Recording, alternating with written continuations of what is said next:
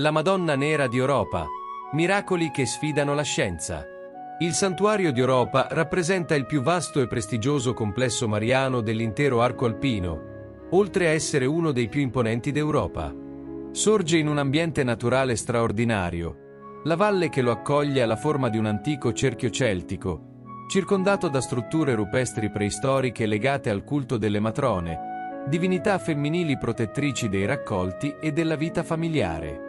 In questo luogo, nel IV secolo, Sant'Eusebio, primo vescovo di Vercelli, introdusse la devozione a Maria, portando con sé una statua lignea della Madonna Nera con il bambino, che divenne il fulcro spirituale del santuario. La tradizione racconta che la statua mariana proveniente da Gerusalemme e attribuita all'opera di San Luca giunse a Oropa nel 396. A portarla fin lì fu Sant'Eusebio, costretto a lasciare la Palestina mentre infuriavano le persecuzioni ariane.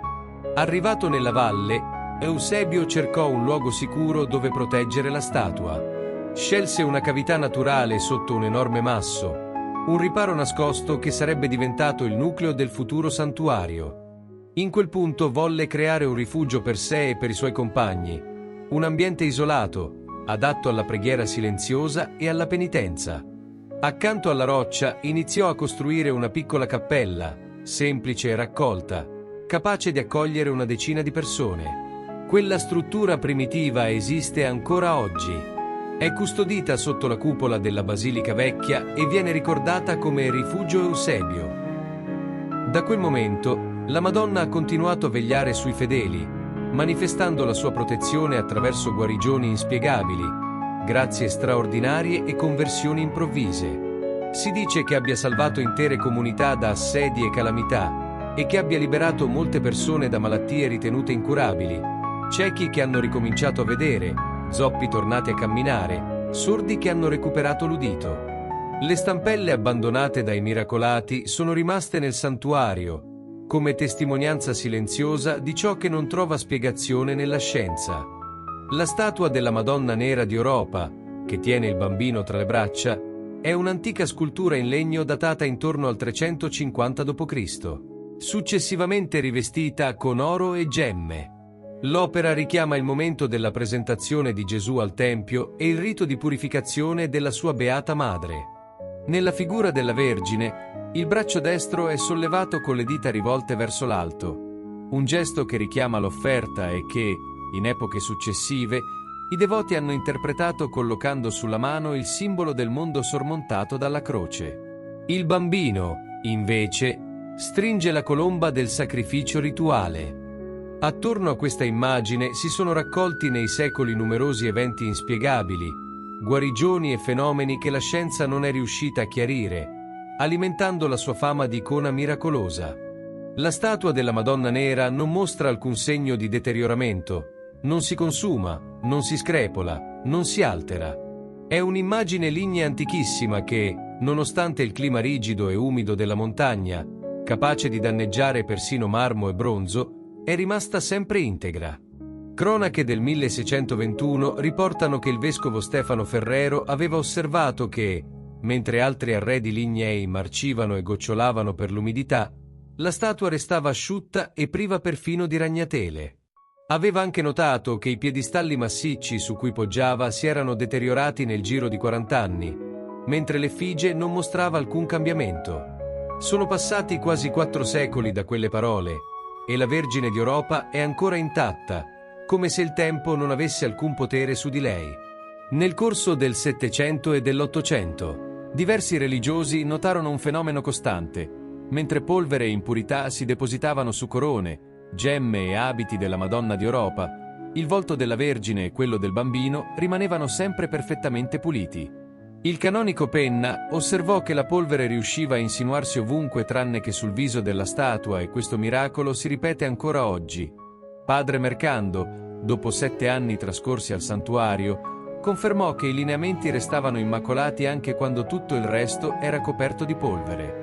Accanto alla cappella di Nostra Signora di Oropa sono presenti 3 lapidi che ricordano i miracoli riconosciuti ufficialmente dalla Chiesa. Uno di questi riguarda Giovanni Sa, un giovane savoiardo che, dopo essere stato aggredito da alcuni predoni, Aveva perso completamente la lingua e viveva muto da 11 anni. Nel 1661 raggiunse Europa e, dopo aver pregato la Madonna, recuperò istantaneamente la lingua e la capacità di parlare. Il vescovo di Vercelli avviò un processo canonico con interrogatori, medici e testimoni.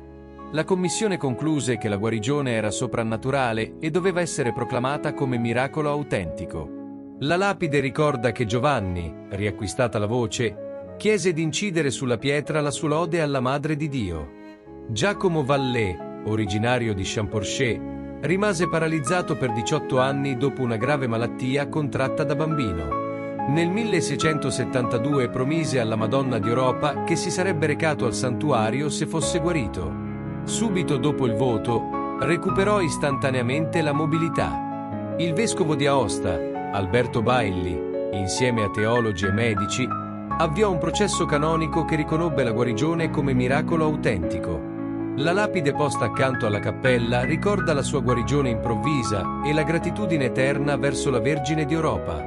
Nel 1877, Caterina Rolla, cieca e gravemente malata, ricevette in sogno l'invito della Madonna di Europa che così le disse: «Vieni al mio santuario, sarai felice». Trasportata con fatica fino alla cappella nel giorno dell'esaltazione della Santa Croce, udì la voce della Vergine che le disse: «Alzati e cammina». In quell'istante recuperò la vista, la memoria e la salute. I documenti medici e le testimonianze ufficiali che confermano la guarigione sono tuttora conservati nel santuario di Europa. Ma oltre ai miracoli, avvennero anche delle apparizioni straordinarie. Nel 1620, Suor Anna Ludovica, monaca del convento di Santa Caterina a Biella, gravemente malata, ebbe una visione nella sua cella. Apparvero due donne di straordinaria maestà, una delle quali teneva in braccio un bambino. La più anziana le disse: «Io sono Anna, madre della grande madre del Figlio di Dio, e questa che vedi è mia figlia, Maria. Devi proclamare l'incoronazione che si terrà sull'immagine di mia figlia e madre di Dio sul Monte Europa. E come segno che ciò che ti dico è vero, lascerai questa vita il 7° giorno della tua malattia». Quanto profetizzato si realizzò. I resti della suora furono portati a Europa nel 1920 e sepolti nella cappella del Santo Sepolcro, al primo piano della chiesa.